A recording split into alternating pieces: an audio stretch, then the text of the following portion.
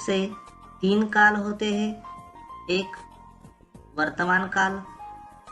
वर्तमान काल से हमें चल रहे समय का बोध होता है। दूसरा भूतकाल। भूतकाल से हमें बीते हुए समय का बोध होता है। और तीसरा है भविष्यकाल। भविष्यकाल से हमें आने वाले समय का बोध होता है। वर्तमान काल के 6 भेद है। उसमें सामान्य वर्तमान काल, अपूर्ण वर्तमान काल, पूर्ण वर्तमान काल, संदिग्ध वर्तमान काल, तात्कालिक वर्तमान काल और संभाव्य वर्तमान काल। सबसे पहले देखेंगे हम वर्तमान काल जिस रूप से कार्य का वर्तमान समय में होने का बोध होता है उसे वर्तमान काल कहते हैं। दूसरी परिभाषा देखो, वर्तमान काल में कार्य अभी हो रहा है या निरंतर चल रहा है ऐसा हमें सूचित होता है। संक्षेप में वर्तमान काल से हमें चल रहे समय का बोध होता है। जैसे सुनील पढ़ाई करता है, मैं घर जा रहा हूँ। शीतल ने आम खाए हैं, दिल्ली से गाड़ी आती होगी, दिनेश आया हो। इन वाक्यों में हमें क्रिया के रूप से कार्य वर्तमान समय में होने का बोध होता है। यहाँ पर पहला वाक्य सुनील पढ़ाई करता है मतलब यह वाक्य सामान्य वर्तमान काल का है। दूसरा वाक्य मैं घर जा रहा हूँ मतलब यह वाक्य अपूर्ण वर्तमान काल का है। शीतल ने आम खाए हैं इसका मतलब यह वाक्य पूर्ण वर्तमान काल का है। चौथा वाक्य दिल्ली से गाड़ी आती होगी इसका मतलब यह वाक्य संदिग्ध वर्तमान काल का है। और पांचवा वाक्य दिनेश आया हो का मतलब है यह वाक्य संभाव्य वर्तमान काल का है। अब हम वर्तमान काल के भेद देखेंगे। वर्तमान काल का पहला भेद है सामान्य वर्तमान काल। क्रिया के जिस रूप से कार्य वर्तमान समय में सामान्य रूप से होना सूचित होता है उसे सामान्य वर्तमान काल कहते हैं। दूसरी परिभाषा देखो, जो क्रिया वर्तमान में सामान्य रूप में पाई जाती है उसे सामान्य वर्तमान काल कहते हैं।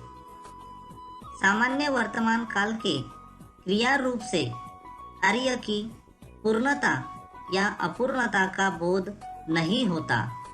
जैसे सुनील पढ़ाई करता है, रोशनी गाती है, पेड़ के पत्ते हिलते हैं, मैं चलता हूँ, मैं गाड़ी में चढ़ती हूँ। इन वाक्यों में करना, गाना, हिलना, चलना, चढ़ना यह क्रिया प्रस्तुत समय में है और न तो वह पूर्ण है और न ही अपूर्ण है। इसीलिए इन वाक्यों में सामान्य वर्तमान काल है। यहाँ पर एक बात याद रखिए, सामान्य वर्तमान काल की क्रिया के अंत में आ है, ती है, ते है, ता हूँ, ती हूँ का प्रयोग होता है। वर्तमान काल का दूसरा भेद है अपूर्ण वर्तमान काल। अपूर्ण का अर्थ होता है अधूरा।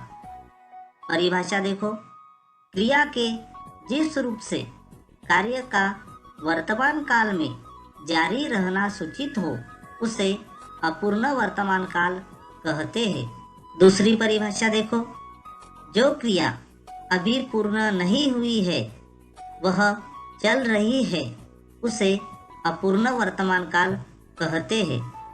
अपूर्ण वर्तमान काल के क्रिया रूप से हमें कार्य की अपूर्णता का बोध होता है। जैसे कमलेश क्रिकेट खेल रहा है। अंजलि फूल चुन रही है। तारे जगमगा रहे हैं। घर जा रहे हो? मैं पत्र लिख रहा हूँ। इन वाक्यों में खेलना, चुनना, जगमगाना, जाना, लिखना यह क्रिया हो रही है। यह क्रिया पूर्ण नहीं हुई है बल्कि चल रही है। इसीलिए इन वाक्यों में अपूर्ण वर्तमान काल है। एक बात यहाँ पर याद रखिए, अपूर्ण वर्तमान काल में मुख्य क्रिया के साथ रहा है, रही है, रहे हैं, रहे हो, रहा हो शब्द समूह का प्रयोग होता है। वर्तमान काल का तीसरा भेद है पूर्ण वर्तमान काल। क्रिया के जिस रूप से वर्तमान में ही कार्य का पूर्ण हो जाना सूचित हो उसे पूर्ण वर्तमान काल कहते हैं। दूसरी परिभाषा देखो, जो क्रिया अभी पूरे होने का पता चलता है उसे पूर्ण वर्तमान काल कहते हैं। पूर्ण वर्तमान काल के क्रिया रूप से हमें कार्य की पूर्णता का बोध होता है।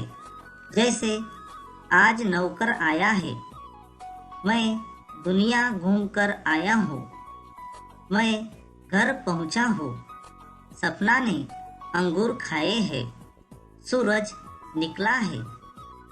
इन वाक्यों में आया, पहुँचा, खाए, निकला यह क्रिया वर्तमान काल में ही पूर्ण हो चुकी है। इसीलिए इन वाक्यों में पूर्ण वर्तमान काल है। पूर्ण वर्तमान काल की क्रिया का रूप बनाने के लिए क्रिया के सामान्य भूतकाल के रूप के साथ है, हूँ, है का प्रयोग होता है। वर्तमान काल का चौथा भेद है संदिग्ध वर्तमान काल। क्रिया के जिस रूप से वर्तमान में क्रिया के होने या करने पर शक हो उसे संदिग्ध वर्तमान काल कहते हैं। जो क्रिया होने में संदेह प्रकट हो परंतु उसकी वर्तमान में होने में कोई संदेह न हो उसे संदिग्ध वर्तमान काल कहते हैं। संदिग्ध वर्तमान काल के क्रिया रूप से हमें संदिग्धता का बोध होता है।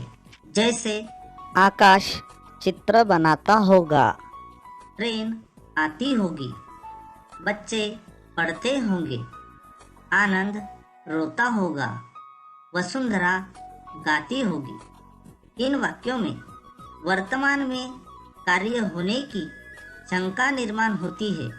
इसीलिए यह वाक्य संदिग्ध वर्तमान काल के हैं। याद रखिए, संदिग्ध वर्तमान काल की क्रिया के साथ ता होगा, ती होगी, ते होगे का प्रयोग होता है। वर्तमान काल का पांचवा भेद है तात्कालिक वर्तमान काल। क्रिया के जिस रूप से यह पता चलता है कि कार्य वर्तमान काल में ही हो रहा है उसे तात्कालिक वर्तमान काल कहते हैं।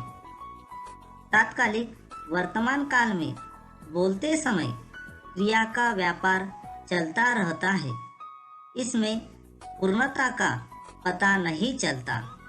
जैसे मैं बाजार जा रहा हूँ, वह गांव घूम रहा है, दिशा पड़ रही है, हम शहर जा रहे हैं, मैं पढ़ रहा हूँ। इन वाक्यों में बोलते समय क्रिया का व्यापार चल रहा है। इसीलिए यह वाक्य तात्कालिक वर्तमान काल के हैं।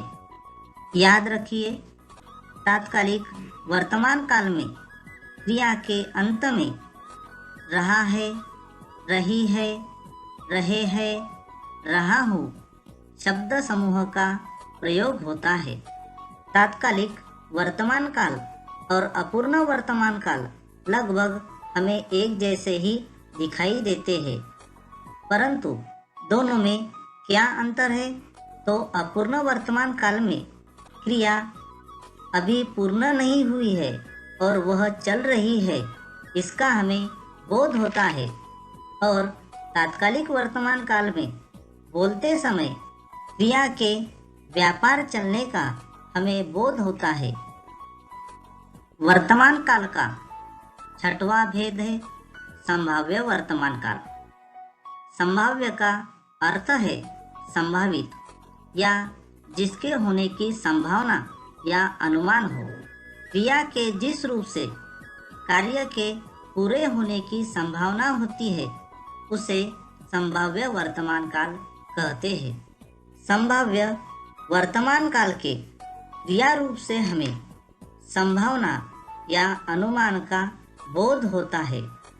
जैसे श्याम गया हो, दीपाली चलती हो, राहुल ने खाया हो, चोर ने चुराया हो, शिक्षक ने पढ़ाया हो। इन वाक्यों में हमें क्रिया के रूप से कार्य पूर्ण होने की संभावना होती है, इसीलिए यह वाक्य संभाव्य वर्तमान काल के है।